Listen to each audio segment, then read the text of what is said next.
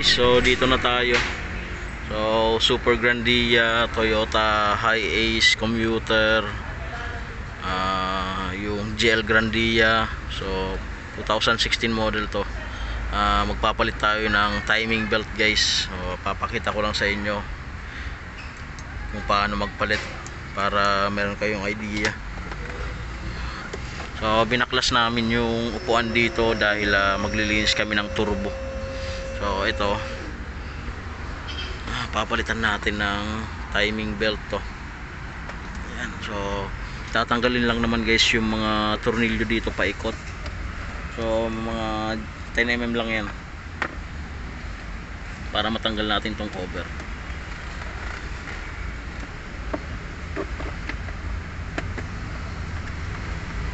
So paikot lang naman to.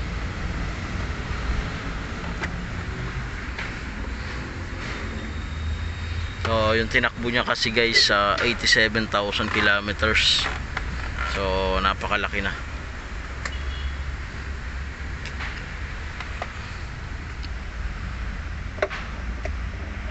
And guys, so natanggalan natin yung cover.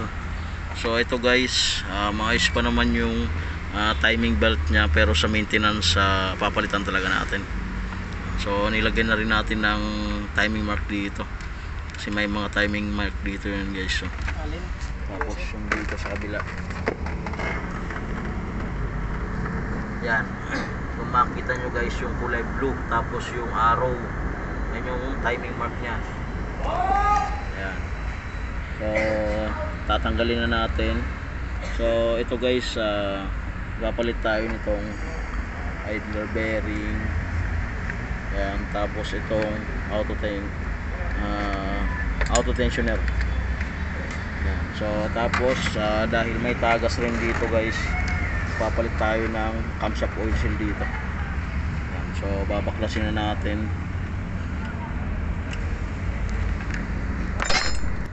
Yan. So lulugan muna natin yung sa tensioner bearing guys.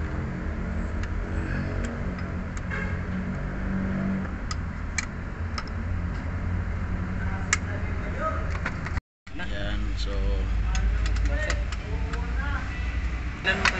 yan guys, so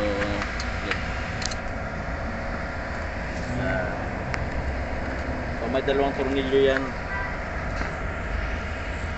Yan guys, so yan yung una nating tatanggalin.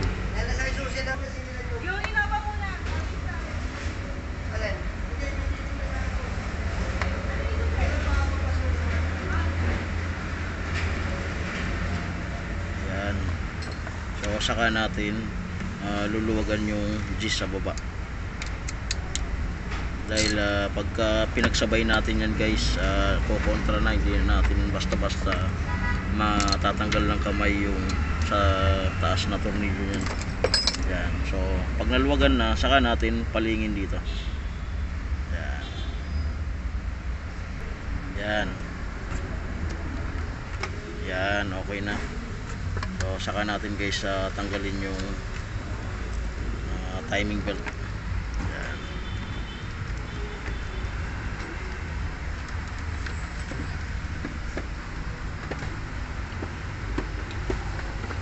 So ito yung papalitan natin. Yan guys. So tanggalin natin yung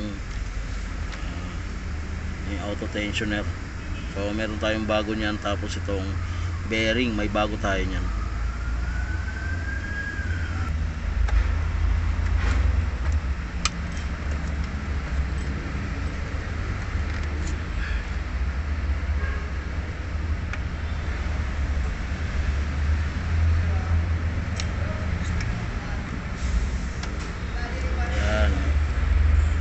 So ito na yung adjuster bearing natin. So yan, so kinabit natin yung washer, tapos yung tornilyo na allen. So ikakabit na natin yan din.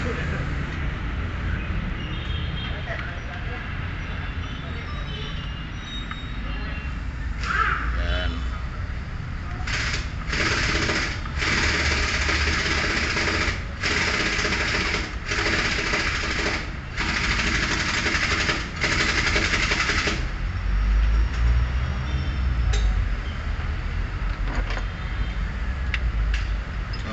higpitan lang yan guys.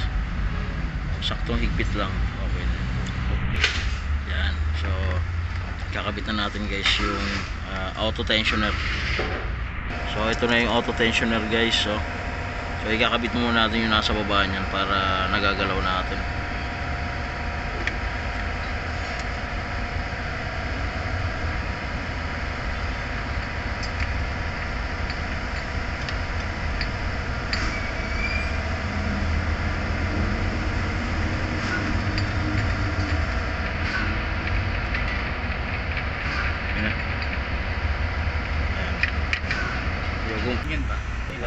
So ito guys, merong ano to dito, yan marking dito.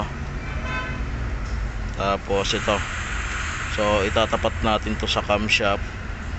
Tapos itong isa sa injection pump.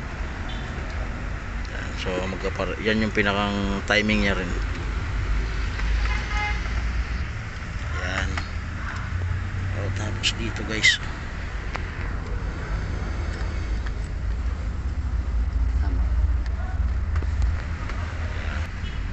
guys, nakatapat na.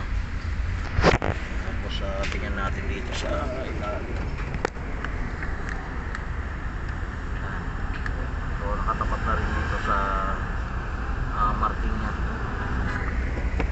So pwede na natin ilagay yung auto tensioner.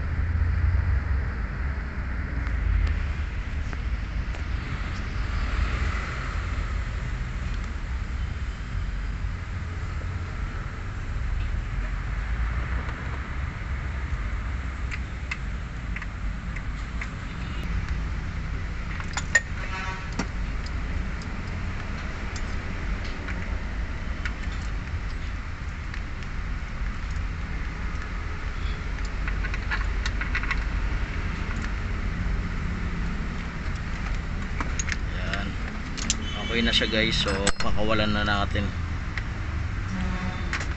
Ayan. Okay na. So ilalagay na lang natin yung takip nito, tapos okay na siya. Ayan. So dito na guys, naikabit na natin.